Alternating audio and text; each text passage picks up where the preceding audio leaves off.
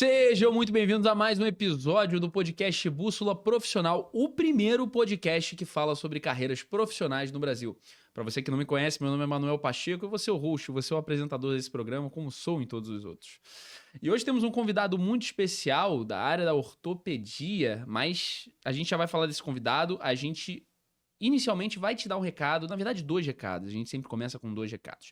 O primeiro recado é que acabamos de voltar de Florianópolis para uma série de episódios com profissionais muito qualificados e já estamos com volta marcada lá, data marcada para voltar em Floripa.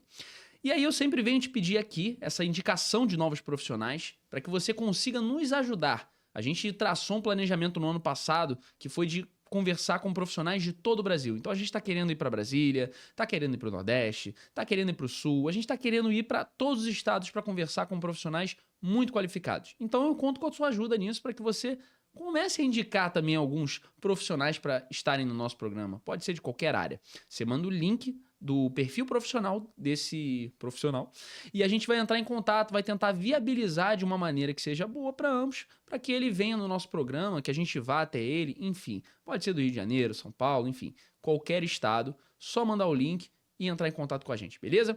Segundo recado, você que é profissional da área da saúde, que ainda não está no mercado digital, que está querendo entrar da maneira certa, que está querendo entrar fazendo conteúdos de conscientização, entre em contato pelo meu Instagram, MKTD Pacheco, vou deixar aqui embaixo, para que você consiga marcar uma reunião comigo e a gente consiga aqui te explicar da maneira correta como você vai iniciar nesse mundo, porque hoje pode não parecer tão necessário, mas em algum momento você vai precisar de estar nesse mundo para conseguir atrair pacientes, melhorar o teu posicionamento e você conseguir se conectar com esses pacientes de uma maneira geral. Bom, então agora vamos ao nosso convidado. O nosso convidado hoje é um convidado muito especial, que eu não faço isso há algum tempo, mas eu vou me tomar a liberdade para poder dar uma olhada no currículo do nosso convidado. Obviamente a gente não vai falar tudo, mas vai fazer uma apresentação um pouco mais robusta, né? Ele é médico ortopedista e traumatologista, especialista em doenças do quadril. Ele é médico do esporte, atende diversos atletas. Ele é perito médico judicial e ainda por cima ele é vice-presidente da Sociedade Brasileira de Quadril, da Regional do Rio de Janeiro. Da Regional do Rio de Janeiro. A gente vai conversar com o doutor André. Tudo bem, doutor André? Olá, Manuel. Tudo bem? Essa mesa tá cada vez ficando maior, hein? Doutor André Souza, seja muito bem-vindo a mais um episódio do podcast Bússola Profissional. A gente vai conversar muito hoje sobre doenças do quadril, sobre medicina esportiva. A gente tem diversos assuntos aqui para tratar contigo. Mas primeiro eu queria que você começasse se apresentando para a nossa audiência e também falasse um pouco da tua trajetória, provando para os nossos convidados o porquê você é capacitado para estar no nosso programa. Bom, em primeiro lugar, Manuel, muito obrigado pelo convite. É uma honra estar aqui na sua frente e falando para o seu público. Legal. Mas sobre a minha trajetória, eu sou um médico formado pode não parecer, mas eu já tenho 26 anos de formado. Caramba! Me formei em 1998 e fiz ortopedia e graduei em ortopedia, terminei a minha especialização em 2001, titulei na Sociedade Brasileira de Ortopedia e Traumatologia em 2002. Passei um curto período fazendo um treinamento de coluna no Instituto Nacional de Traumatortopedia, mas minha paixão sempre foi a cirurgia do quadril. E aí eu fiz a especialização, titulei na Sociedade Brasileira de Quadril no ano de 2006. E segui treinando quadril, operando, e comecei também uma área de formação de médicos recém-formados, treinando especialistas em ortopedia e traumatologia, sendo Legal. preceptor e avaliador, examinador em prova de especialista da Sociedade de Ortopedia. No ano de 2019 para 2020, aproveitando o momento de pandemia, eu consegui fazer uma pós-graduação em medicina esportiva e sempre atuei de forma paralela também como assistente técnico e perito judicial. É uma área que eu gosto muito também, de perícia médica. E então, isso me ajudou muito também na minha formação como médico, no cuidado que eu tenho como médico em questões de preservar a minha área de atuação médica, respeitando a parte legal também. Legal. E aí é interessante, eu adoro começar fazendo essa pergunta, porque você tem diversas opções da medicina, você tem diversos caminhos. E aí é interessante a gente começar falando aqui Por que a cirurgia de quadril? O que fez ela se tornar tão atrativa para você? Bom, quando eu estava na faculdade, eu não me imaginava ortopedista inicialmente, mas quando a gente começa a rodar nas diversas especialidades, quando a gente vai para os estágios práticos e quando a gente começa a acompanhar os especialistas ali no atendimento emergencial, principalmente, eu fiquei fascinado, né? Porque são situações que a gente consegue melhorar uma situação emergencial de o paciente ter um trauma, uma deformidade, uma lesão mais grave, e você, no tratamento cirúrgico, colocar aquele paciente pronto para uma reabilitação, pronto para recuperar, ou quando pacientes com doenças crônicas degenerativas, a gente consegue ver o quanto que a gente melhora, o quanto que a gente serve como um fator de impacto positivo para que o paciente recupere a sua qualidade de vida, capacidade, melhora a dor. Então, a cirurgia de quadril, ela é difícil, é como se fosse uma paixão, como se fosse um amor. É difícil explicar, mas é fácil de sentir. Legal. Essa vontade de ajudar e com uma recuperação mais rápida. A gente vê o resultado no dia seguinte, quando a gente opera um paciente, coloca o paciente sentado, coloca o paciente de pé, aquele paciente que estava com dor, acamado, limitado, de longa data, e a gente no dia seguinte consegue começar a melhorar a qualidade de vida do paciente. E é muito delicado, né? Uma cirurgia de quadril é muito delicado, né? São cirurgias desafiadoras, né?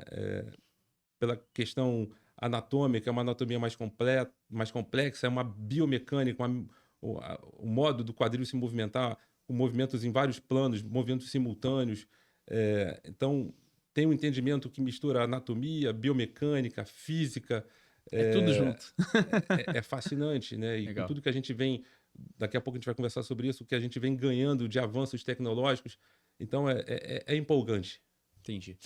E você também, como mestre de outros mestres, né? Você é chefe dos residentes hoje nessa área, na área da ortopedia, né? Me corrija se eu estiver errado. O termo seria preceptor, né? Preceptor, Que perdão. a gente treina médicos que estão entrando na especialidade, fazem prova para residência médica e vão se especializar em ortopedia.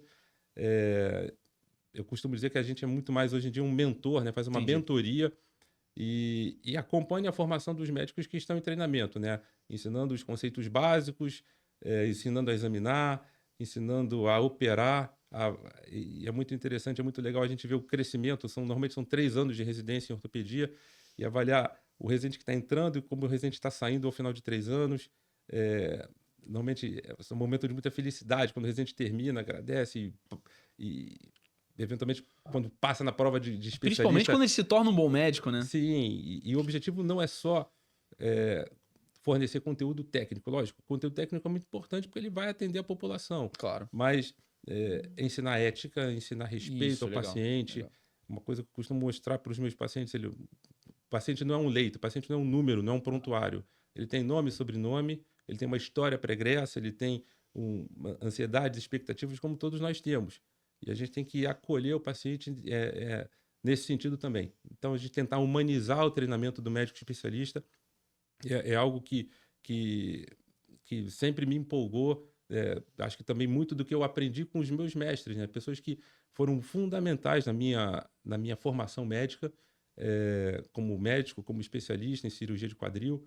Eu sou sempre grato aos médicos que participaram da minha formação, quando eu posso encontrá-los, quando eu posso compartilhar uma mesa num curso, num congresso, ou num evento. Eu sou sempre muito grato a todos que me ajudaram na formação e eu procuro reproduzir. Acho que a medicina é isso.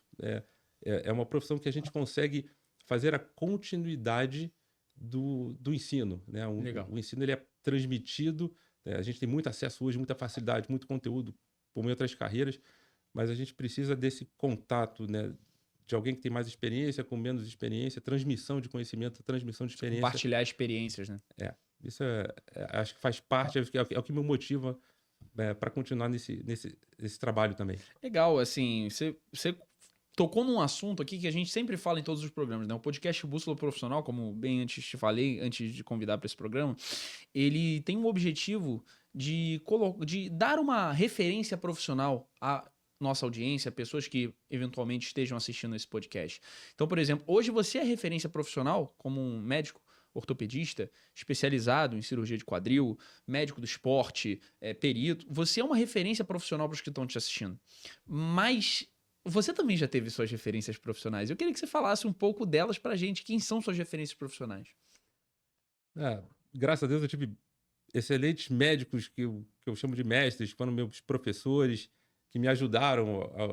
O exemplo que eu sempre dou, assim, eu fui forjado no aço, né, no aço bruto. Eu entrei na residência muito novo, como eu saí da faculdade, e aprendi ali a resiliência, a dedicação. É uma carga horária muito pesada, né, muito tempo de estudo, muito tempo de dedicação no centro cirúrgico, nas enfermarias. E tendo que começar a vida profissional também, e ao mesmo tempo que a gente está treinando ainda, ganhando conhecimento, experiência prática. Mas eu agradeço muito ao meu chefe, que hoje é meu amigo, Dr. João Maurício Parreto, foi chefe na saudosa Santa Casa da Misericórdia, 19ª Enfermaria, a todos os staffs, alguns que eu compartilho até hoje, principalmente o Dr. Sérgio Del Monte, que foi meu mentor, né, na minha cirurgia de quadril. Comecei ajudando como terceiro assistente nas cirurgias na residência, depois pude acompanhá-lo na minha formação, foi meu chefe do quadril, meu preceptor. O trabalho que hoje você faz com outros médicos, ele fez com você naquele momento. Sim, com Entendi, certeza, legal. com certeza. Literalmente segurou na minha mão para operar, né? E hoje em dia, assim, a gente compartilha. Eu sigo muito os passos que ele seguiu, né? Legal. Lógico que ainda estou muito distante do que ele já alcançou, né? De visibilidade, de competência, de qualidade, Claro. de experiência, mas é sempre uma fonte, sempre será uma fonte de inspiração.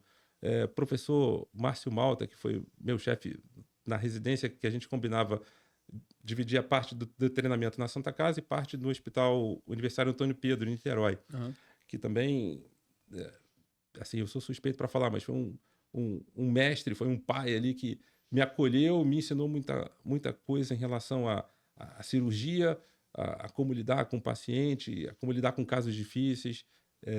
Alguém que eu devo muito, sempre quando eu encontro com ele, eu agradeço muito o que eu pude compartilhar de experiência com ele. É legal, eu sempre gosto de tocar nesse assunto, porque a gente sempre chega em respostas muito parecidas. Por exemplo, desde os primeiros episódios com o Dr. Pedro, Fábio, todas as pessoas que a gente inicialmente fez essa pergunta, falou sobre a referência profissional, eles tinham muitas características, muitas histórias em comum, que era sempre a pessoa estava em dúvida em qual carreira ia seguir, aí de repente viu aquele profissional que essa pessoa admirou, aquele profissional que essa pessoa olhou e falou assim, quero ser exatamente como esse profissional. E acabou que direcionou a carreira desse profissional que a gente trouxe aqui. Então, a Bússola Profissional, você está sendo referência para algumas pessoas que estão assistindo esse programa, que não tem uma referência profissional e podem encontrar essa referência em você. E eu acho muito legal isso, por isso eu sempre trago e a gente sempre encontra as mesmas respostas. Realmente te influenciaram de maneira positiva esses nomes que você trouxe aqui pra gente. E aí, obviamente, você sendo o preceptor de muitos médicos, você obviamente está ali aconselhando, ajudando, né, passando todo o teu conhecimento. Mas existem muitos outros médicos que eles precisam de alguns conselhos ou futuros médicos que ainda estejam na faculdade, que ainda estejam na escola e tenham essa vontade de serem médicos. Eu vou pedir para você dar um conselho prático para um futuro médico, um futuro ortopedista que esteja saindo da faculdade ou que, sei lá, ainda vai entrar na faculdade. Dá um conselho para um futuro médico aqui pra gente. Quando me fazem uma pergunta semelhante àquilo que a gente já mencionou, é muito difícil explicar, né, por que medicina ou por que ortopedia, mas é fácil sentir quando a gente gosta. Então, acho que tem que ter paixão, tem que ter amor. E quando a gente gosta do que a gente faz, as dificuldades, que não são poucas, elas acabam se tornando barreiras que a gente consegue ultrapassar, né? Acho que é resiliência, persistência. A medicina vai te dar muitas alegrias, ela vai te dar muitas frustrações também, porque a gente não consegue mudar o que a gente, às vezes, está diante de casos irreversíveis, mas a gente pode, às vezes, amenizar o sofrimento, a dor, ou uma deformidade, alguma limitação. Então, independente da situação difícil que a gente está diante, saber que a gente vai fazer o máximo que pode, se mostrar que a gente está sempre ao lado do paciente, que a gente está sempre disposto a ajudá-lo, que o médico não vai desistir, que a gente está ali do lado. Mas o que eu posso dar de conselho é isso: paixão, dedicação. Vão ter horas difíceis, cansaço. A gente às vezes se questiona se está no caminho certo, mas quando você gosta do que faz, acho que você não vai ter essa situação de arrependimento. Eu nunca tive isso, né?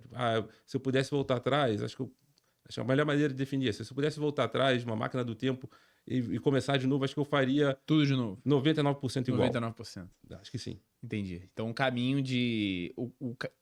O grande aprendizado que você gostaria de passar para outros médicos que estivessem assistindo é principalmente se apaixonar e gostar do que faz. Se apaixonar pela área e aí você segue qualquer área, né? Tanto ortopedia quanto endócrino, enfim, cardiologia. Com certeza. Você tem que se achar, você tem que se encontrar. Lógico que as decisões pela especialidade, elas também vão depender muito, não só da questão da sua aptidão, do seu gosto, do que você pretende no futuro, mas você tem que avaliar como é que está o mercado para aquela especialidade, como é que está questões relacionadas à relação médico, candidato vaga para uma residência, para uma pós-graduação, mas né, se você não gostar, assim, é o primeiro passo para dar errado. Você tem que gostar, você tem que ter paixão. Imagina você trabalhar e você estudar sempre com aquilo na cabeça de nossa, vou ter que estudar isso hoje, vou ter que trabalhar com isso hoje. Nossa, um médico que vai chegar, nossa, vou ter que atender paciente hoje. Isso não existe, né? É a vida do médico de uma maneira geral, cuidar de outras pessoas. Sim, sim. E a gente faz isso na residência, a gente fazia, quando eu tinha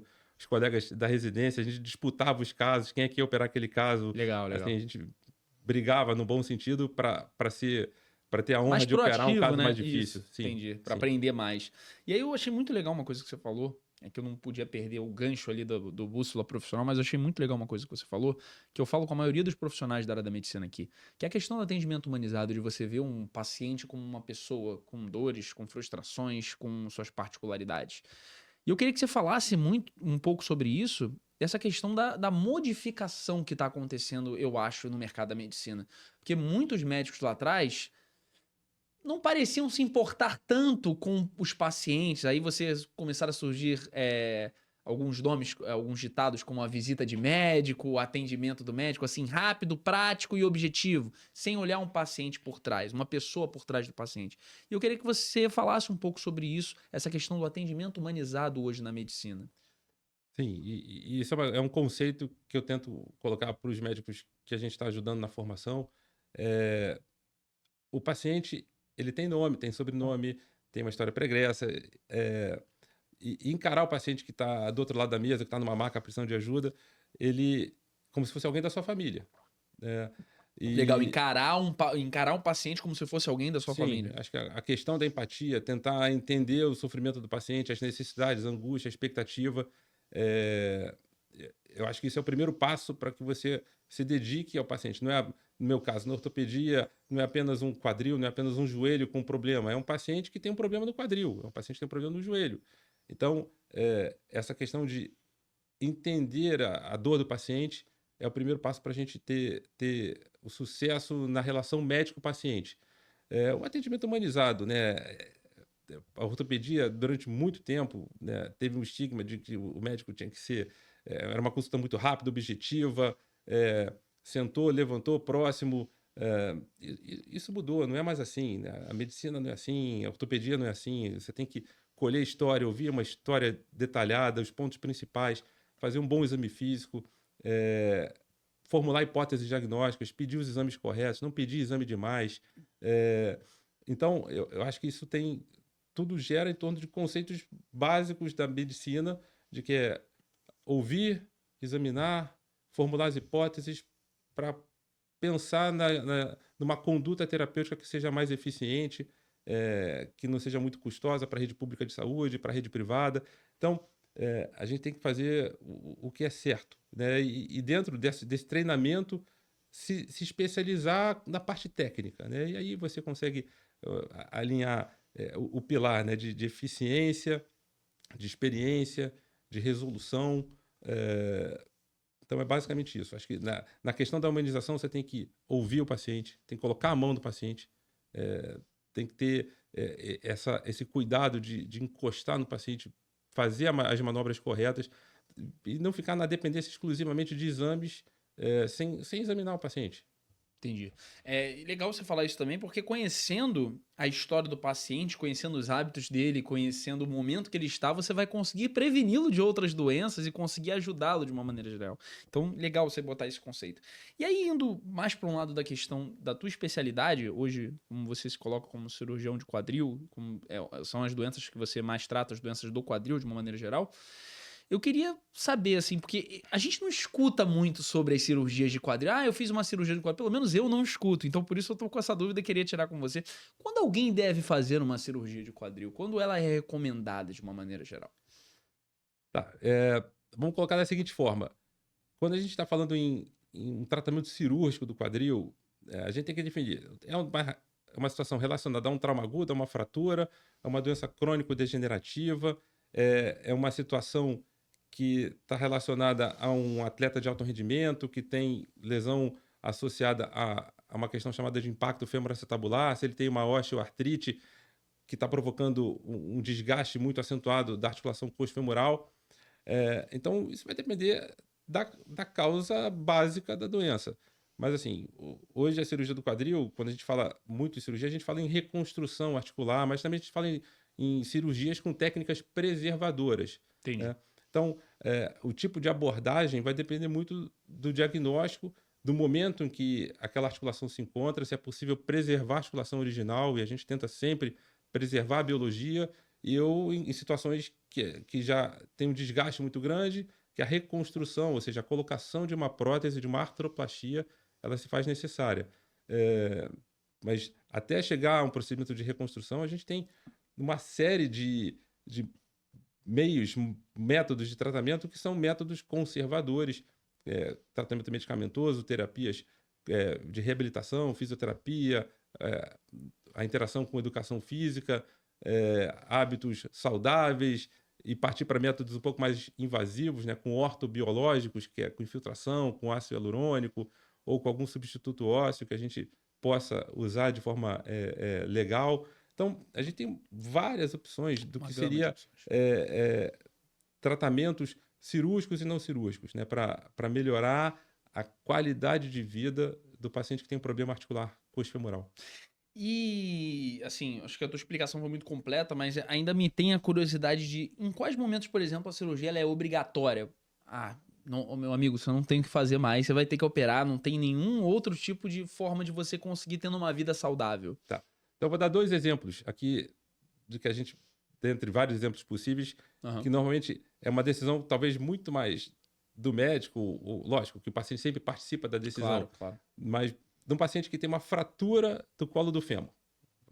Aquilo que a gente lida no dia a dia, infelizmente, são fraturas relacionadas a uma má qualidade óssea. O paciente tem uma osteoporose, sofre uma queda, né? Normalmente a gente diz que caiu porque quebrou, né? Ou seja, uma fratura espontânea, uma fratura de um trauma de baixa energia cinética por um osso osteoporótico, e aí quebrou o colo do fêmur, tem uma fratura que precisa de cirurgia. Normalmente são pacientes idosos que não podem ficar acamados. Um idoso acamado, se ficar muito tempo acamado, ele morre. Ele morre das complicações no decúbito dorsal prolongado. Então, o objetivo da cirurgia, por mais assustador que seja operar uma paciente com 85, 90 anos de idade, Caramba, que realmente. tem comorbidades pregressas à fratura, ou seja, o paciente que tem uma cardiopatia, toma anticoagulante, tem problemas respiratórios, como é que se anestesia um paciente desse? E a gente explica, olha, é uma cirurgia de urgência, né?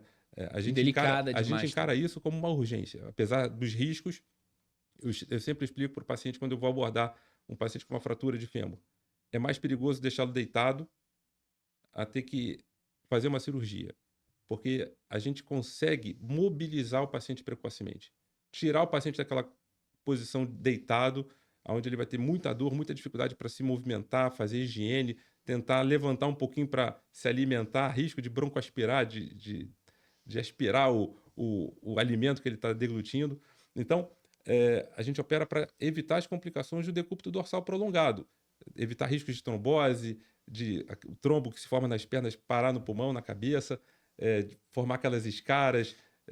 Então a gente opera, eu falei, não tem jeito, você tem que operar. E é legal você falar isso, muito legal, porque assim, quando vem na cabeça das pessoas cirurgia, vem o tempo que você vai ter que ficar sem fazer suas atividades, o tempo que você vai ter que ficar de repouso, às vezes o tempo que você vai ficar deitado. A pessoa fala em cirurgia, as pessoas já pensam nisso. E o que você está dizendo é que na cirurgia de quadril é o contrário. Você está fazendo uma cirurgia para que ela consiga se movimentar. Uma cirurgia de fratura de fêmur, o ideal é a gente operar nas primeiras 12, 24 horas, quando possível, quando a estrutura hospitalar permite uma indicação cirúrgica tão rápida, porque não dá tempo do paciente complicar. A gente tenta colocar o paciente o mais próximo possível que ele era do estado clínico antes da fratura.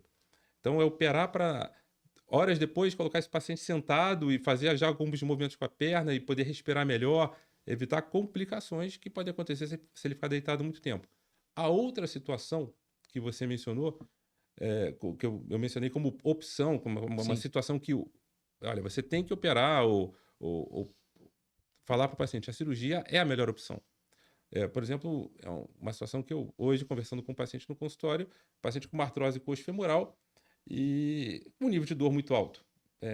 Ele já tinha esgotado todas as medidas de tratamento conservadoras, ou seja, ele estava refratário à dor, remédios estavam começando a provocar efeitos colaterais pelo uso crônico, doses prolongadas, já tinha feito muita fisioterapia, já tinha feito infiltração articular, tentou perder peso, acupuntura, métodos que são paliativos que poderiam aliviar num quadro clínico de uma artrose numa fase mais inicial, mas num paciente que está com uma qualidade de vida muito ruim, com uma deficiência muito grande de movimento, com uma dificuldade muito grande para se abaixar, fazer higiene, trocar de roupa, calçar um sapato. É um caso que o paciente tem que estar ciente que quando chega numa situação como essa, já passou da hora de operar. A gente fala, não tem jeito, você tem que operar, tem que colocar uma prótese no quadril para melhorar a sua dor, melhorar a sua qualidade de vida, melhorar o movimento articular.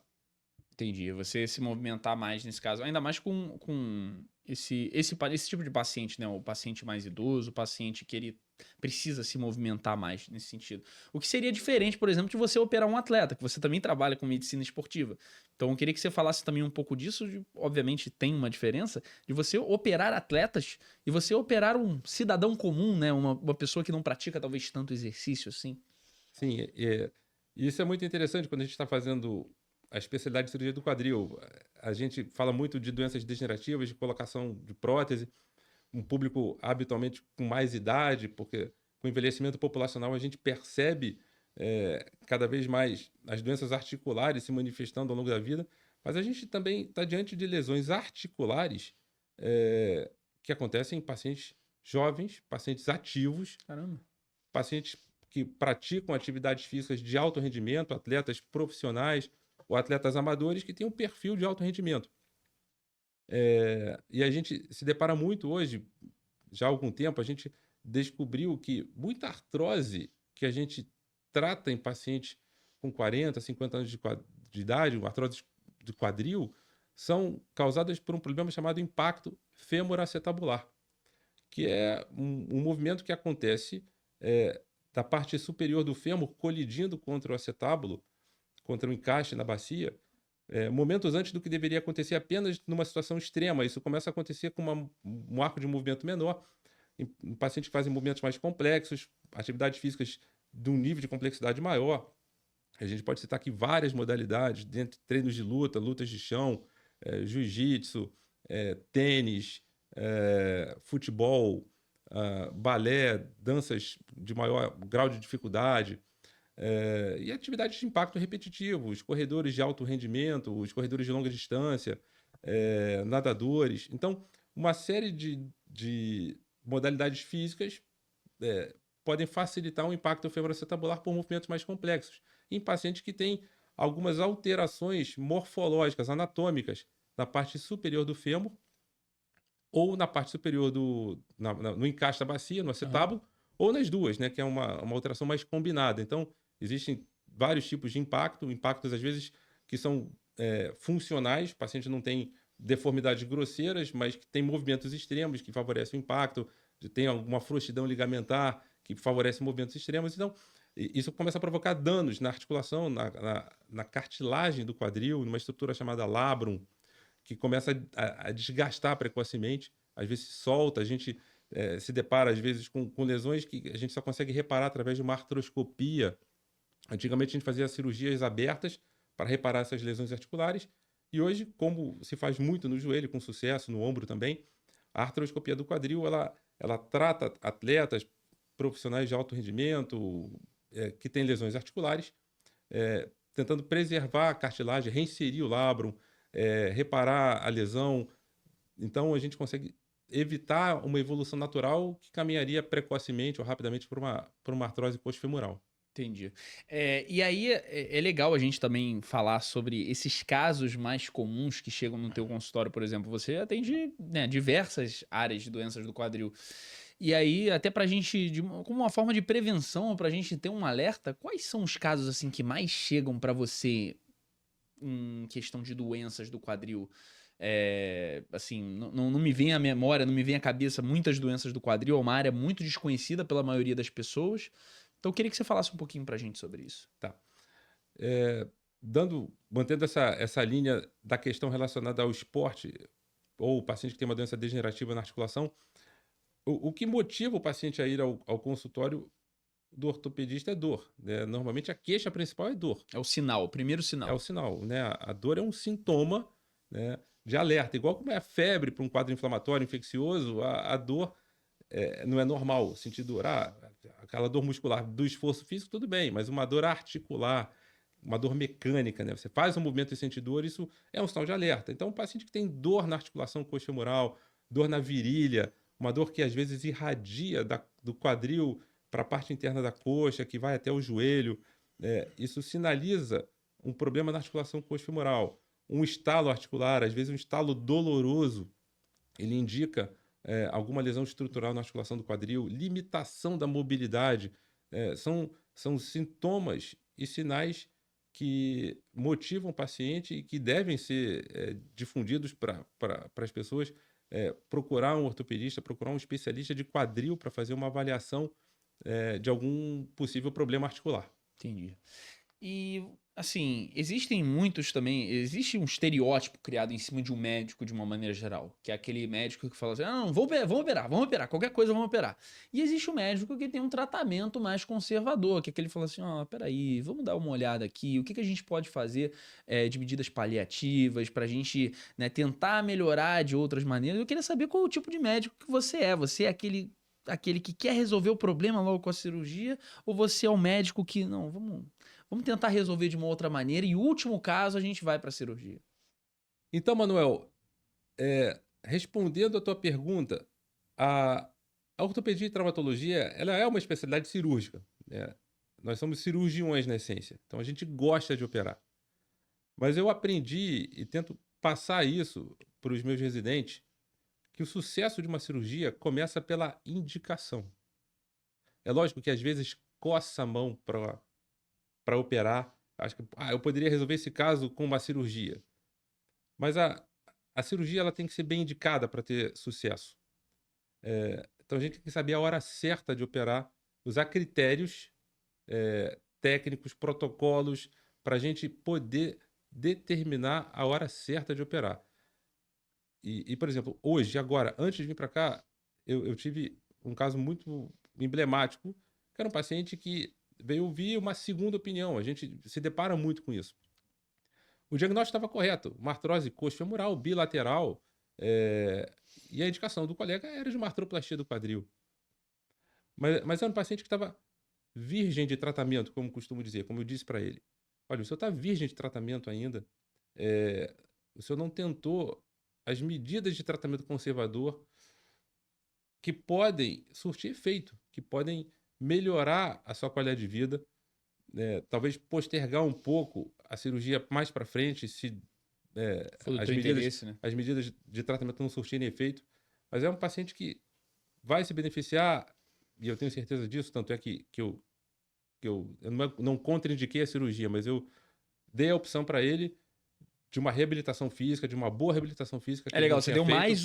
você deu mais uma oportunidade pra ele, ou seja, você antes ele só tinha a cirurgia, agora ele tem um tratamento de outras maneiras, Não, eu né? dei mais algumas chances, né? Legal. Tanto da terapia medicamentosa, quanto da reabilitação física, das orientações posturais, que ele precisa melhorar em relação à coluna, obliquidade pélvica, discrepância de comprimento de membro inferior, que a gente consegue melhorar. Medidas que ainda podem ser usadas na evolução do tratamento. Ou seja, é um paciente que pode, daqui a algum tempo, evoluir para uma resolução cirúrgica. Mas é um paciente que a gente poderia, ainda que falhasse as medidas conservadoras iniciais, vamos tentar uma infiltração articular terapêutica com viscosuplementação com ácido hialurônico, que é o que a gente tem feito hoje, também com bastante sucesso. A gente fazia muito isso dentro do centro cirúrgico com a radiografia, com intensificador de imagem, com aparelho de raio-x. Sim. E a gente faz isso hoje no consultório, guiado por ultrassom. A gente consegue ter uma precisão da infiltração, medicamentos que melhoraram a sua qualidade, a sua eficiência. Então, o resultado prático tem sido satisfatório, quando também bem indicado. A infiltração ela não serve para todo tipo de artrose coxofemoral. Mas então, talvez eu tenha um perfil que seja, não vou dizer conservador, mas acho que critérios, bom senso para indicar, né, o melhor para aquele momento que o paciente tem. E lógico que às vezes o paciente tem uma expectativa e a gente tem que mostrar que a cirurgia não é a solução para todos os casos, né? A cirurgia tem seus riscos e benefícios. É lógico que a gente está falando aqui, eu sou suspeito para falar, mas é uma evidência, não sei o que estou falando. A Organização Mundial de Saúde colocou a artroplastia do quadril como a cirurgia do século XX. Ou seja, é uma cirurgia, é um método de tratamento cirúrgico que foi escolhido, eleito, né, pela Organização Mundial de Saúde como a cirurgia do século, mais do que a cirurgia de catarata.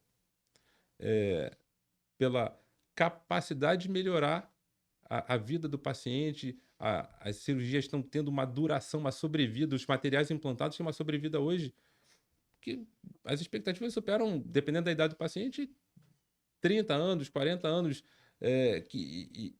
às vezes você faz uma cirurgia que não precisa mais trocar a prótese. O paciente vai viver a vida toda com a mesma prótese. Cirurgias que a gente tinha que trocar antes, porque o material gastava mais rápido. Então, acho que tem que ter bom senso na hora da escolha. Um médico equilibrado, né? Para saber a hora certa. Olha, é esse o remédio, é esse o tratamento, mas saber a hora certa de indicar com critérios técnicos, né, com bom senso. Bem definido. E compartilhando também as decisões com o paciente. O paciente, quem vai submeter-se ao tratamento, Claro. ele tem que estar convicto, né, de que o médico está falando o que é melhor para ele, das opções. Acho que a gente tem que conversar sempre com o paciente, com a família, e essa questão das expectativas, né? A gente hoje vê excelentes resultados. Com certeza, tem pacientes que se beneficiam muito, pacientes mais jovens, melhoram a qualidade de vida, melhoram o movimento articular, voltam rapidamente ao trabalho a produzir. Mas saber a hora certa de operar, né? Não dá para resolver tudo só com cirurgia. A gente tem muitas opções de tratamento para um tratamento preservador do quadril. Entendi. Isso é legal porque, assim, tem pacientes que eles vão pedindo não uma, não duas, não três, não quatro, todas as opiniões até o médico chegar e falar assim, olha, meu filho, você não precisa operar. Porque as pessoas têm medo, né, dessa questão da cirurgia. E é pra gente ter medo da cirurgia? A cirurgia hoje, ela traz um alto risco? Quando o paciente está ciente de que a gente está propondo o melhor tratamento, olha, você vai ter que operar. A indicação é uma artroplastia de quadril, colocar uma prótese, é uma cirurgia que às vezes tem um impacto para o paciente, para a família, de receber uma notícia, poxa, mas eu vou fazer a cirurgia, você vai cortar meu osso, vai serrar o fêmur, vai raspar o acetábulo, o osso onde encaixa a prótese na bacia. Sim, é isso. E o paciente hoje tem acesso aos vídeos na internet, então consegue ver como é a cirurgia, como é a prótese. Às vezes impacta pelo tamanho, Nossa, pela você vai quantidade de operar o material. quadril. Mas eu costumo fazer, acho que a medicina tem muito das analogias. Então Legal. eu gosto de fazer uma analogia com uma situação que também muita gente tem medo, de voar, de pegar É um verdade. avião. É E verdade. eu falo, olha assim, eu também tenho medo de voar. Eu tenho medo da aterragem, né? Na hora que o avião pousa, né? Que é a parte mais complicada de um voo, né? Então, mas eu falo para o paciente, olha, você tem medo de voar, mas você embarca no avião. Então você precisa. Né? Você compra a passagem voluntariamente, embarca, se prepara para aquele dia. Lógico que você entra no avião, às vezes tenso, com expectativa, fica com a mão suada, mas você confia no piloto, confia no treinamento do piloto, na manutenção da aeronave, na reputação daquela companhia aérea, e você embarca. Confia né? em mim também, então. Né? Então, acho que eu falo, olha, isso foi o que eu aprendi com um dos meus mestres, o Dr. Sérgio Del Monte. Ele tranquilizava o paciente antes da cirurgia e falava, olha, eu me preparei a vida toda para isso.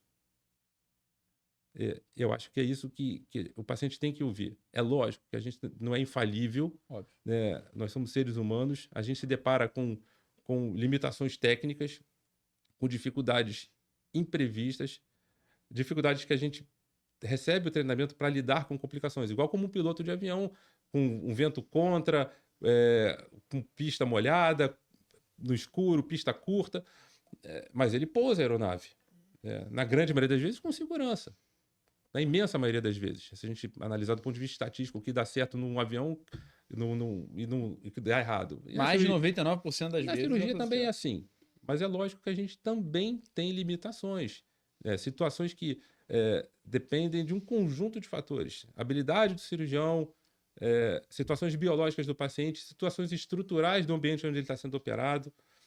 A gente tenta minimizar ao máximo os riscos, né, de uma complicação, de uma intercorrência. Então, tudo isso tem que ser alertado para o paciente.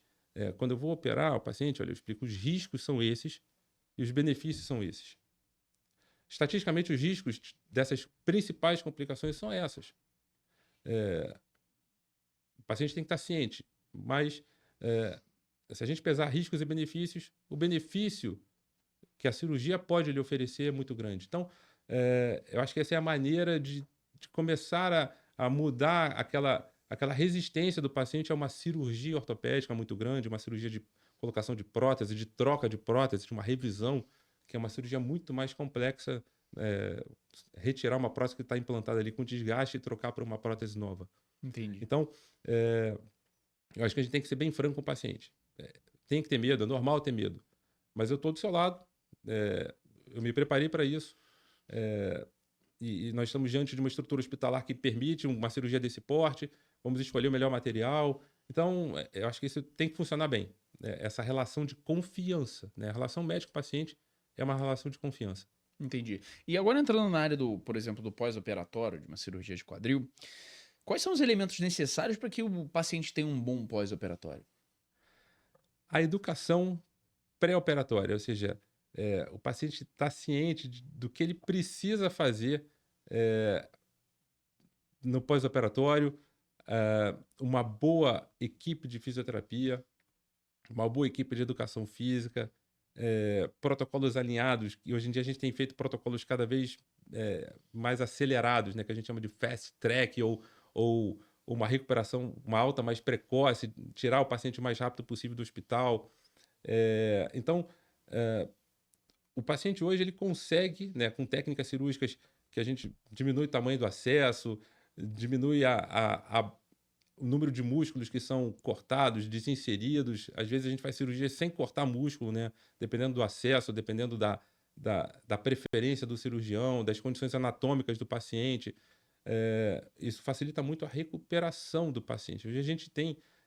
eu peguei uma época, quando eu era residente, no início, coloca aí 20 anos para trás, que o paciente ficava 4, 5 dias internado, ficava com dreno, ficava imobilizado ali, sem se mexer durante 24 horas, usava medicamentos pesados para controle de dor. Hoje não, hoje a gente consegue fazer cirurgia com um acesso cirúrgico com corte menor, não coloca dreno. A gente sabe que o dreno hoje é situação de exceção, né? O dreno é uma porta de entrada para infecção. A gente usa medicamentos que diminuem o sangramento intraoperatório, não precisa transfundir sangue, como se fazia com cirurgias maiores de quadril. A gente expolia menos o paciente no pós-operatório, ele fica uma anestesia com doses menores, sem liberar, evitando efeitos colaterais. Sim. Ali por conta de um anestésico mais forte. Então a gente consegue dessa maneira uma mobilização precoce. O paciente ele adere, paciente sem dor, ele consegue aderir ao tratamento de forma mais segura. E o suporte da fisioterapia é fundamental. Acho que a fisioterapia ela ajuda muito na recuperação do paciente. Eu vejo assim, eu tenho alguns fisioterapeutas, graças a Deus, que me acompanham há bastante tempo e alguns entraram em cirurgia, viram a cirurgia ao vivo. E aí, olha só, esse é o acesso, esse é o músculo que eu estou afastando, que eu estou cortando. Depois que a prótese está colocada, a gente testa ali o arco de movimento seguro. Ó, até aqui a prótese não desloca. Então, o fisioterapeuta fica muito mais seguro de reabilitar o paciente. O entendimento da biomecânica feita na cirurgia, ele transfere para o pós-operatório. Então, essas técnicas melhoraram muito. O paciente evolui melhor quando ele está sendo reabilitado por um fisioterapeuta que está acostumado a lidar com pós-operatório de cirurgia ortopédica. Então, legal. Você está falando do fisioterapeuta que ele é especializado nessa área mesmo, ele vai dar um suporte maior. Você falou muito da importância do fisioterapeuta, eu já ouvi diversas vezes a mesma coisa, principalmente na área ortopédica, que realmente o fisioterapeuta é como se fosse o teu braço direito, aquele profissional que ele tá com você e sem esse fisioterapeuta você não consegue entregar resultado. Tá correto dizer isso? Eu acho que a recuperação ela vai depender de um tripé, né? Da cirurgia, da técnica cirúrgica, da experiência do cirurgião, da dedicação do paciente e também da biologia do paciente, né? Mas, sem dúvida nenhuma, que nesse acompanhamento pós-operatório, a supervisão do fisioterapeuta faz com que o paciente recupere de forma mais rápida, equilíbrio, força, ele consegue soltar mais rapidamente o andador, muleta. Então a gente consegue acelerar essa recuperação, colocar o paciente em condições físicas de voltar rapidamente a uma atividade física, de voltar a ter mais autonomia de marcha. Então, ele faz parte desse quadro. Sim, eu já tive casos de pacientes que não conseguiram acompanhar com os meus fisioterapeutas e às vezes não consegue aderir ali, o fisioterapeuta não está habituado com cirurgia de quadril, segue talvez um protocolo não tão acelerado. Não é que o paciente foi mal visto ou mal conduzido. Às vezes ele ainda está inseguro, não conseguiu largar a muleta direito, está com dificuldade ainda para subir escada. Mas, na prática, de um modo geral, assim, o que a gente vê é o seguinte: o fisioterapeuta é fundamental na reabilitação física. Acho que ele faz parte do tratamento desde quando o paciente está internado até o seu primeiro, segundo mês ali para seguir com os próprios passos e seguir a vida sozinho. Legal. E é legal também que você colocou um ponto aí no meio da tua fala, no meio da tua linha de raciocínio, que eu achei muito interessante, que é você fez um comparativo entre como foi a cirurgia de quadril e como ela é. E como a gente sabe que a medicina está avançando, a tecnologia na medicina está avançando, a gente sabe que hoje as coisas são muito mais, são menos dolorosas, as cirurgias são menos dolorosas, os procedimentos são menos dolorosos, a recuperação é mais assertiva em todas as áreas. Mas eu queria que você falasse especificamente da cirurgia de quadril. Você acha que a tecnologia e o avanço da medicina, eles trouxeram uma qualidade de vida muito maior para o paciente nos dias de hoje? Sim, por mais que eu tenha dito que talvez eu fosse um médico com um perfil um pouco mais conservador nas indicações, eu também sou um entusiasta da tecnologia.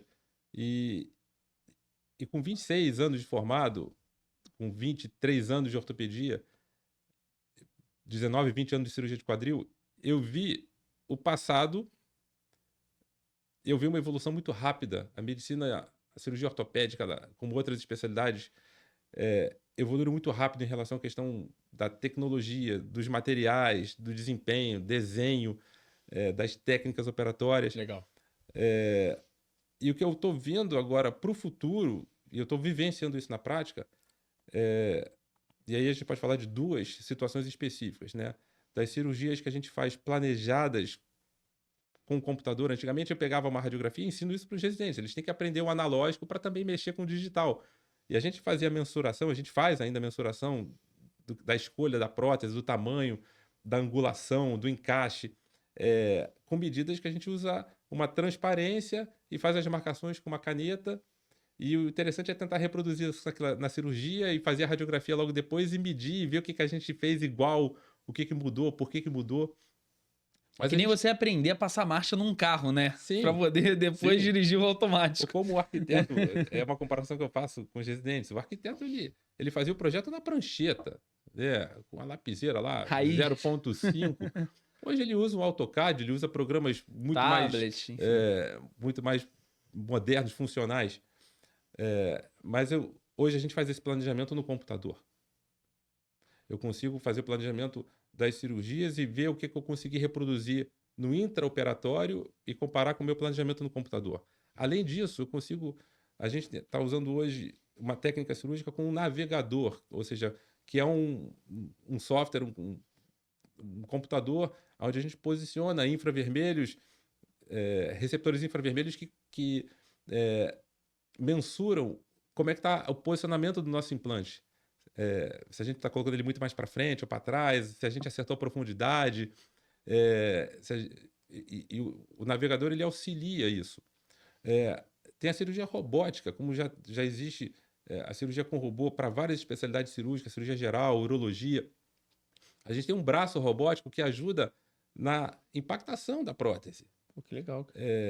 Lógico que isso não está disponível ainda para todos os hospitais, para a rede pública, isso tem um custo alto, isso tem uma curva de aprendizado, de treinamento, mas isso facilita, ou não vou dizer, vai substituir o cirurgião. Acho que isso nunca, pelo menos, eu não vejo isso, né, dessa forma.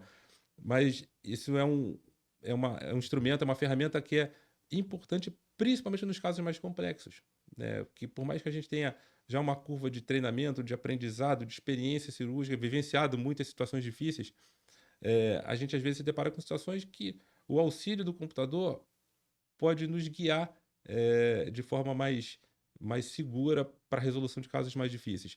Próteses customizadas, né? A prótese customizada é uma prótese que é feita para aquele defeito articular, né? A gente faz um exame tomográfico, faz uma reconstrução tridimensional daquela pelve, daquele fêmur.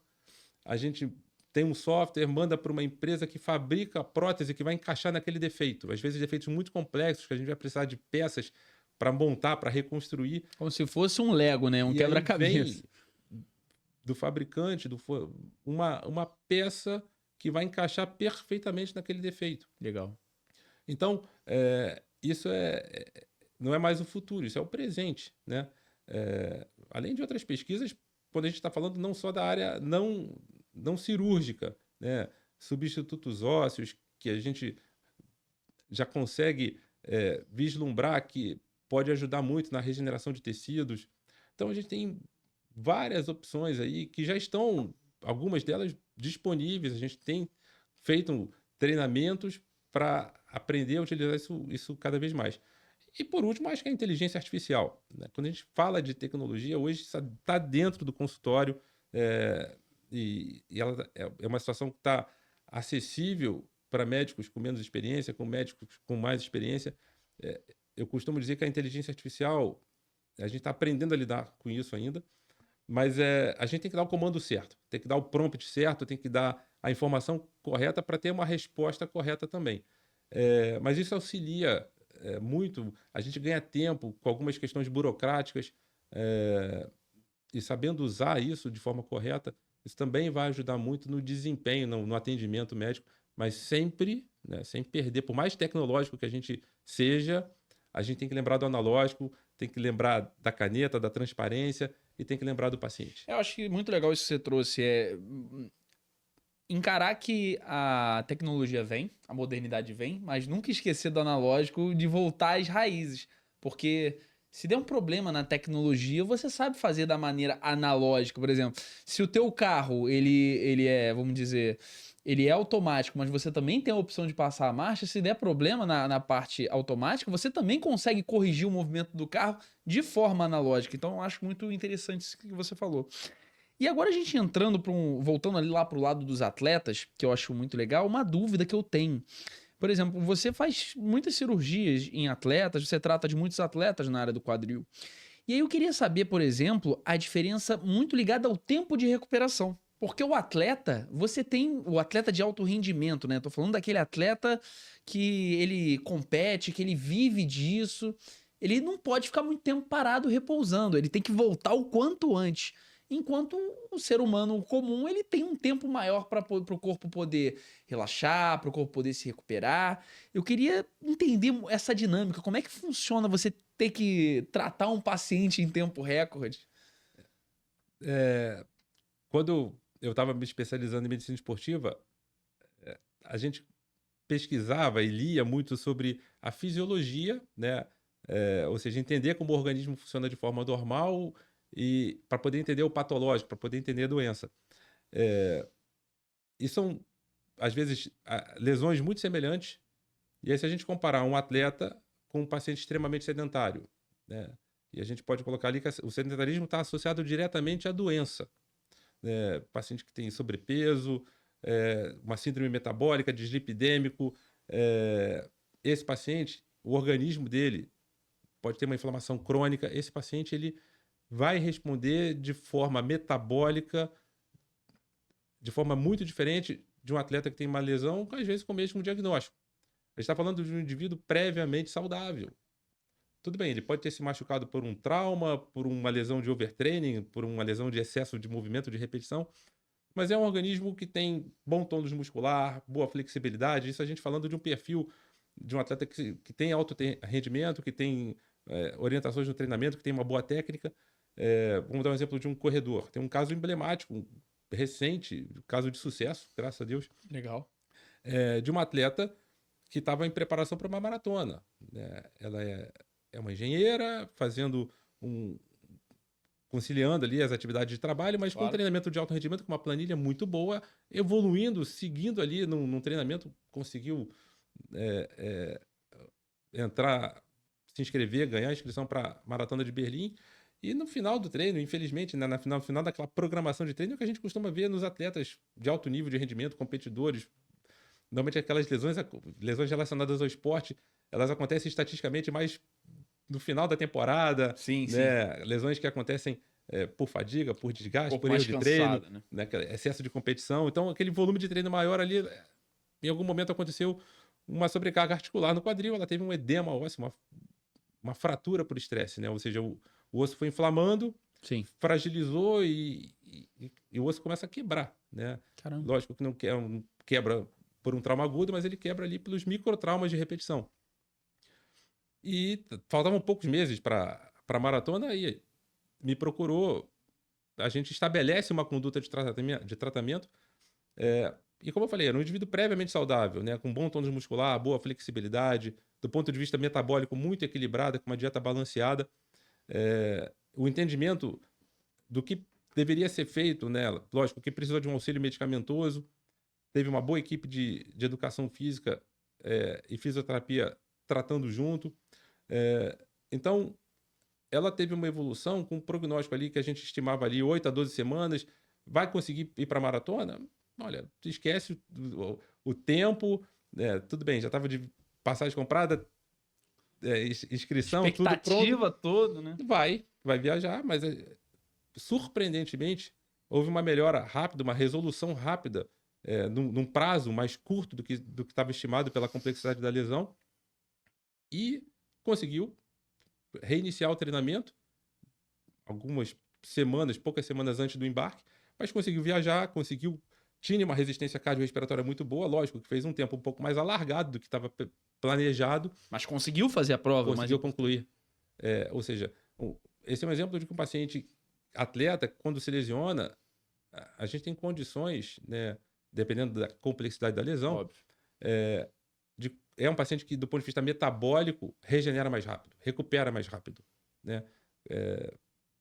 Comparando com um paciente extremamente sedentário, que tem algumas complicações da sua microcirculação, triglicerídeos elevado, colesterol elevado, diabético, inflamado, né? Sobrepeso. Esse paciente, a cicatrização tecidual, a regeneração, a resposta biológica para a formação de fibrose, de muito recuperação, mais difícil, né? é mais difícil. Com certeza. Por isso que isso também faz parte da educação médica, falar com o paciente, tentar, quando possível, um paciente que vai submeter-se a uma cirurgia de artroplastia de quadril, a gente entender como esse paciente funciona do ponto de vista metabólico, para identificar algumas deficiências, algumas situações de risco, porque são pacientes que às vezes podem complicar no pós-operatório, mais chance de infecção, mais uma dificuldade maior de cicatrização de tecido. A gente vê isso muito no tabagismo pesado, né? Aquele paciente que fatalmente vai ter problema na oxigenação dos tecidos para reparar o tecido que foi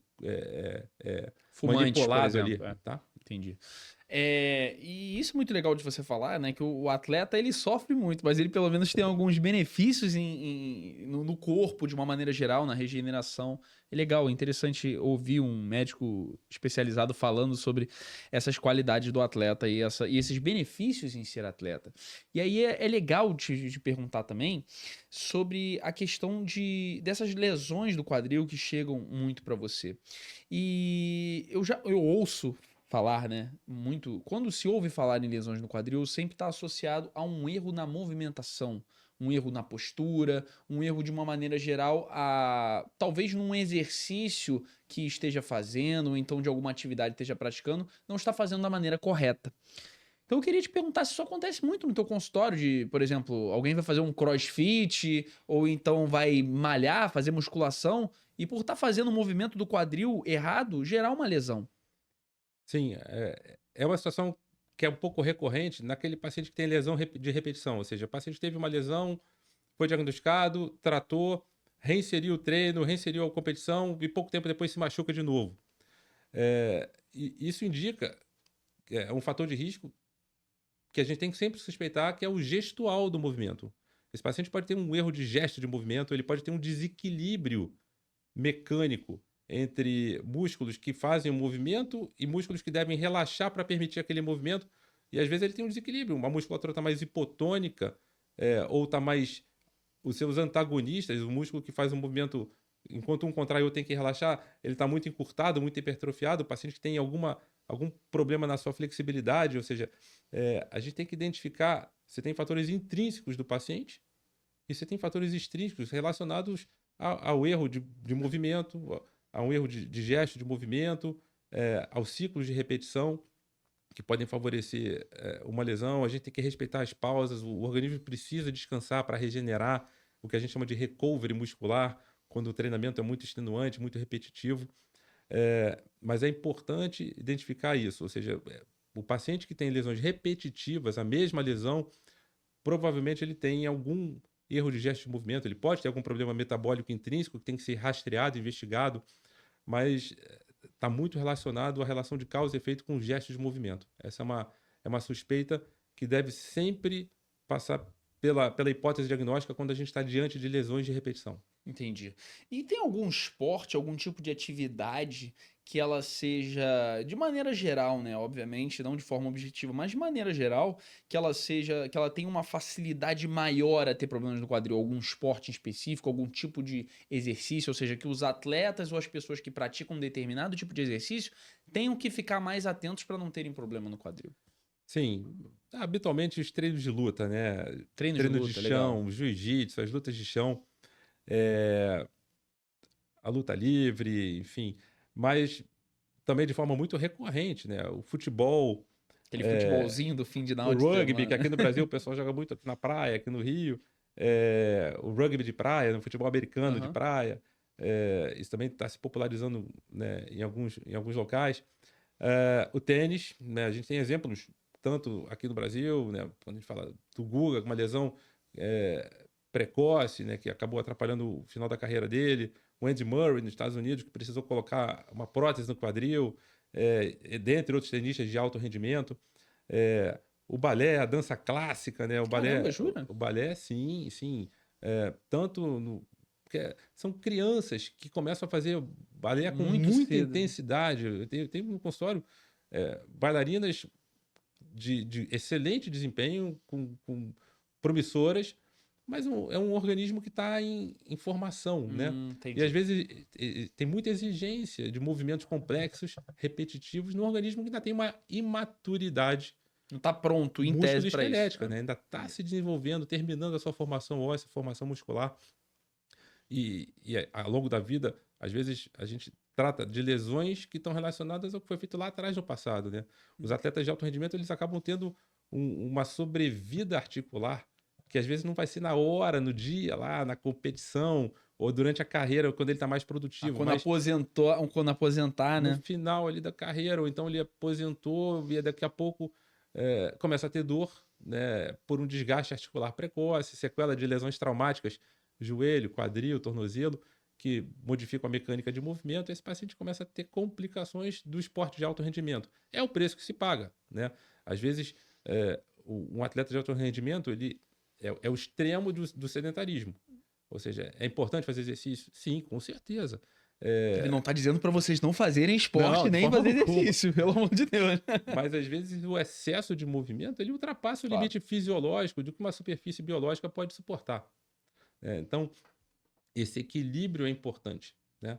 É lógico que quando a gente está diante de lesões relacionadas ao esporte, talvez seja mais fácil de lidar do que lesões relacionadas com um sedentarismo de base. Entendi. E eu achei legal isso que você falou, porque eu jogo polo aquático, né? De vez em Sim. quando ainda jogo um pouco. Cheguei a jogar até os 23 anos em alguns clubes. E eu vi muitos atletas que eram referências pra gente, que se aposentaram aos 40, que eles tiveram que colocar prótese no quadril. O polo aquático tem essa questão do movimento, né, do quadril. Então, é isso que você falou. Às vezes o atleta não vai pagar o preço agora, mas depois quando ele se aposentar, ou então quando ele for envelhecer, ele já fez um desgaste muito grande daquela estrutura, né? Às vezes um desgaste precoce, né? O polo aquático, vocês fazem muito esforço ali para manter a flutuação na água, manter o equilíbrio e a explosão ali do movimento mais complexo. Mas quando o paciente, final de carreira, ou um adulto jovem ainda está com um desgaste muito grande, poxa, eu treinei muito, gastou precocemente a articulação, eu pensei, olha, mas tudo bem, mas assim, o importante é que você treinou, você tem história para contar, tem uma vida esportiva longa, e agora vamos pensar daqui para frente, né? Na grande maioria das vezes, assim, o paciente, eu tento falar para o paciente, olha, já aconteceu, gastou, agora a gente tem que pensar na solução daqui para frente. Legal. Então, mas sem dúvida nenhuma, paga-se um preço também por um Pelo paciente uso, né, também. fazer para um atleta fazer o uso de alto rendimento com muita intensidade. Legal. E olhando essa questão também, é interessante você falar, você falou no caso de algumas bailarinas, de pessoas que começaram muito novos, e aí é interessante a gente te perguntar, né, para tirar essa dúvida, que é a partir de qual idade mais ou menos, né, obviamente não tem como a gente precisar isso de forma objetiva, mas a partir de qual idade mais ou menos a gente vai começar a sentir essa dor no quadril, a gente vai começar a incomodar e talvez até ter que fazer um procedimento cirúrgico, ou então, de alguma maneira, começar a tratar isso de forma mais objetiva? Acho que é difícil responder assim, a partir de qual idade, né?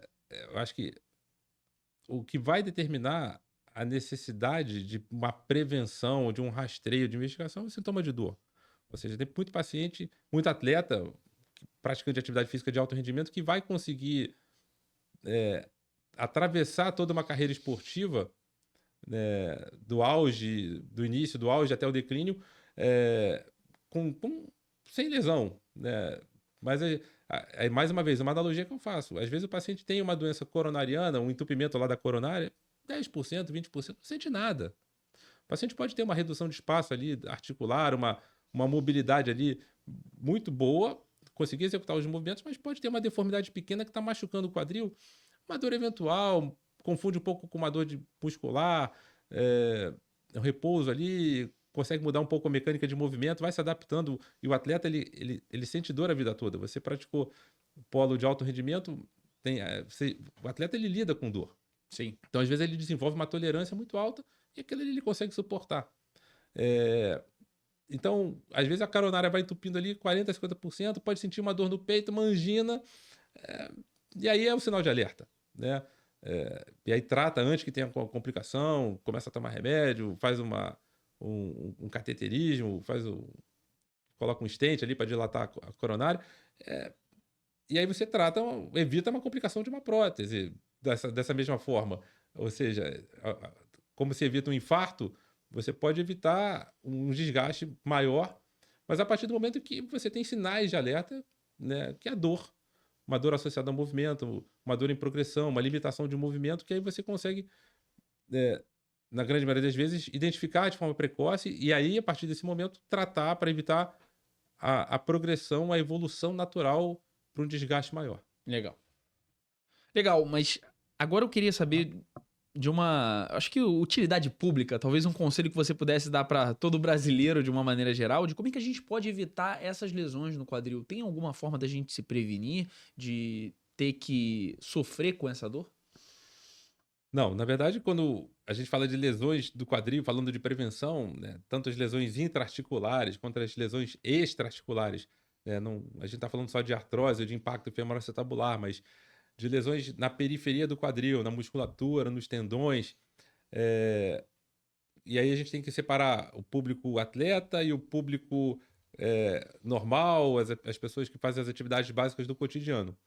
Mas respeitar os limites fisiológicos. Quando a gente fala de um atleta, eh, ter boa técnica de movimento, para modalidade que seja, como corrida, para o triatlo, que eu faço muita consultoria para triatleta, e a disciplina física, né, respeitar os limites do corpo, as pausas, eh, seguir uma boa planilha de treinamento, ter uma boa assessoria, um treinador, um preparador físico, eh, mas principalmente o gestual do movimento, né, a técnica correta na atividade física. Uma pessoa que está começando a fazer exercício, a gente vê muito isso nessas resoluções aí de início de ano, eu vou vencer o sedentarismo e tem que vencer, a gente Sim. estimula, eu estimulo muito isso, dando exemplo próprio de me exercitar, de correr, eu gosto muito de correr, mas Tá fazendo da maneira correta, né? fazer de forma correta, fazer uma preparação, né? Aquele paciente que nunca correu ou que está muito tempo sem correr, que está com sobrepeso, está com desequilíbrio muscular, ele tem que se preparar, se condicionar para a atividade principal, que vai ser a corrida, Um acompanhamento né? profissional também, então. Então, ter um assessor de corrida, ou se não puder ter um assessor de corrida, seguir uma planilha, mas com as orientações básicas, né? Fazer um treino de progressão, alternar a caminhada com corrida, começar do básico, respeitar o dia de descanso, controle do peso corporal. Se não puder fazer uma musculação completa, mas pelo menos ativar, trabalhar a musculatura que está envolvida com a mecânica de corrida. E isso vale para natação, isso vale para o ciclismo, isso vale para o crossfit, ou seja, o crossfit, eu não sou contra o crossfit de forma nenhuma, mas o paciente que vem de um sedentarismo extremo e vai iniciar um Direto crossfit, pro num crossfit, exercício né? que tem uma sobrecarga maior de movimento, movimentos um pouco mais complexos, esse paciente tem risco de lesão, né? Eh, então, respeitar os limites, né? Entender a técnica de movimento, acho que seria uma dica importante para prevenir ou diminuir a chance de se machucar fazendo um exercício físico. E para um paciente que está sedentário, esse paciente tem um potencial risco, né? Como ele tem doenças relacionadas ao sedentarismo, obesidade, sobrepeso, problemas na circulação periférica, hipertensão arterial, ele tem que fazer exercício, ele Sim. precisa tratar essas doenças, mas aí ele vem do sedentarismo extremo. Então esse paciente, ele precisa estar bem condicionado ali do ponto de vista metabólico, equilibrado, para começar uma atividade física com segurança, né? Mas assim, a caminhada, ela já ajuda muito, né? O paciente, vamos dar o primeiro passo, dá o segundo passo, começa. A gente tem histórias belíssimas de corredores que venceram o sedentarismo começando com a caminhada, né? Uma caminhada na praia, na areia, Começou devagar, começou às vezes da maneira certa, legal. e aí aquilo vai liberando endorfina, ele vai se sentindo bem, perde 1 quilo, perde 2 quilos, e a autoestima melhora, e se Se empolga, motiva, né? e aí vai. Então, eu acho que começar a movimentar-se, assim, por incrível que... Eu sempre falo isso para os meus pacientes que têm algum problema articular. Por incrível que pareça, quanto mais movimento você fizer, menos dor você vai sentir. É lógico, tem que fazer o movimento correto, tem que ter a orientação correta para saber o que pode fazer, o que não pode, mas o movimento é vida, né? Essa é uma frase clássica da ortopedia, é, o movimento é vida. Então, acho que fazer o movimento correto é o primeiro passo para você prevenir lesões relacionadas à articulação coxofemoral. Legal, muito interessante a tua resposta, doutor André. A gente está indo já para a reta final do podcast, né? Finalizando. E aí eu quero te fazer uma pergunta que eu faço para todos os profissionais que vêm aqui. E ela pode ser pessoal, pode ser da tua área profissional. Eu queria te perguntar qual é o momento mais difícil da tua vida. Bom, vamos lá. Momentos difíceis, né? Acho que talvez, é lógico, a gente está diante, falando aqui de forma mais profissional, né? De situações. Eu falo, a cirurgia do quadril é uma especialidade muito desafiadora, Sim, sem desmerecer outras especialidades na área da ortopedia. claro. Mas especificamente tem situações que é, a gente não consegue prever o desenlace. Casos, por exemplo, e não posso dizer um caso ou dois, mas casos que a gente se depara com infecção articular. A gente fala que, às vezes, a infecção, para um cirurgião ortopédico, a osteomielite, né, ela é muito difícil de tratar, dependendo da resistência da bactéria, das condições de saúde do paciente, das condições de imunidade. E às vezes são situações, graças a Deus, que não são comuns, mas fica sempre na lembrança aqueles casos que a gente se depara com uma infecção, dá remédio, lava a articulação, limpa Faz a todo o ferida, possível. faz limpezas seriadas, substitui a prótese, porque a prótese também já está contaminada, e aí aquilo parece que está evoluindo bem, daqui a pouco reinfecta, e você faz novas limpezas, e no final, às vezes, você tem que tirar a prótese e deixar o paciente sem nenhum tipo de implante, ou então o paciente fica muito tempo acamado, muito tempo deitado. São situações que geram muita aflição. Acho que sempre a gente tem muito medo da infecção, né? Por isso que a gente tem que ter muito rigor nos cuidados de pré e pós-operatório em relação à prevenção de infecção, para diminuir a chance que isso aconteça. Então, acho que são situações relacionadas a isso.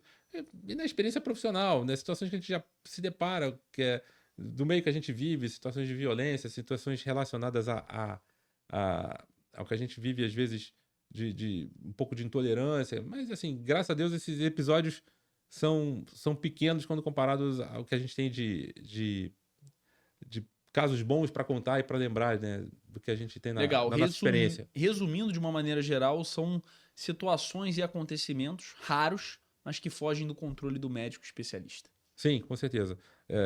São situações imponderáveis, são as que a gente chama de complicações previstas, né, que a gente tenta minimizar, mas que estatisticamente acontecem nos grandes centros, nos centros que a gente tem aqui no Brasil, mas que quando a gente se depara com esse tipo de complicação sempre gera muita expectativa, muita ansiedade, muita frustração, porque às vezes são casos que a gente não consegue curar. É isso, doutor André. Acho que você conseguiu zerar a minha pauta aqui, né? Tudo que eu tinha preparado para a nossa conversa. Acho que eu consegui tirar todas as minhas dúvidas. Acredito que tenha sido um conteúdo muito legal, muito engrandecedor para todo mundo que está assistindo aqui, para a nossa audiência. Não só para do nosso programa, mas com certeza os seus pacientes, ou pessoas que te conhecem, vão assistir e vão realmente gostar e aprender com você, assim como eu estou aprendendo. Mas para a gente finalizar, eu vou pedir para você olhar para essa câmera aqui e você dá um recado pro pessoal de casa, pessoal, de maneira geral, para eles te seguirem nas redes sociais, para acompanharem teu trabalho, que eu vejo que você faz um trabalho muito legal de conscientização no teu Instagram, um trabalho que, de maneira geral, faz com que as pessoas tirem dúvidas com você sem precisar ir no teu consultório. Então, para finalizar, gostaria de agradecer ao podcast Bússola Profissional, agradecer ao Manuel Obrigado. a essa oportunidade de divulgar o nosso trabalho, de compartilhar as experiências. Lá no meu Instagram tem os links, né, para contato e eu uso esse canal como uma ferramenta e tento ser ético, tento ser um instrumento útil para a sociedade, com informação relacionada à ortopedia, à cirurgia do quadril, às doenças relacionadas ao desgaste articular, à preservação da articulação coxofemoral. Então, espero que vocês curtam. O link está na bio. A gente vai deixar aqui embaixo, tá? A gente vai deixar aqui embaixo o link do Instagram, todas as redes do Dr. André, assim como as minhas também. Então, mais uma vez, muito obrigado pela atenção. Manuel, mais uma vez, obrigado. Foi um prazer. Obrigado. É isso. Só tenho a agradecer realmente pelo teu conhecimento, doutor André. Acredito que vai ser muito bom para todas as pessoas que estão assistindo aqui. E 2 recados rapidinho pra gente finalizar esse podcast, que estamos com o horário contado aqui. Se você tem algum profissional para indicar, seja ele de Brasília, do Nordeste, de São Paulo, de qualquer lugar do Brasil, a gente colocou como planejamento no ano passado de conversar com profissionais de todo o Brasil. Então, se você puder indicar, entra lá no Instagram, podcast Bússola Profissional, manda o link desse profissional. A gente vai entrar em contato com ele, vai tentar viabilizar essa conversa e trazer profissionais tão qualificados quanto o doutor André aqui. E segundo recado, né? Para você que é profissional da área, você que é profissional da área da saúde, que está querendo entrar nas redes sociais, que está querendo começar a se posicionar, fazer conteúdos informativos, educativos, assim como o doutor André, que está querendo, de uma maneira geral, começar a ter esse canal de trazer paciente, um canal para trazer paciente, para colocar a sua autoridade, para você se conectar com o paciente, com novas pessoas. Entre em contato pelo Instagram MKTD Pacheco, vou deixar aqui embaixo também para a gente conversar da melhor forma de você iniciar essa jornada do digital, que não é uma jornada fácil, mas é uma jornada que vale a pena, tá? E eu acho que é isso. Eu vou terminando o podcast Bússola Profissional aqui. Estamos quase batendo o episódio 20. Eu não sei, esse talvez seja o episódio 19, se não me falha a memória. A gente vai colocar aqui certinho, tudo aqui embaixo. Enfim, os recados foram dados. Entre em contato conosco, entre em contato com o Dr. André e entre em contato pelo MKTD Pacheco, tá? Eu fico por aqui com mais um episódio desse podcast Bússola Profissional. Um grande abraço.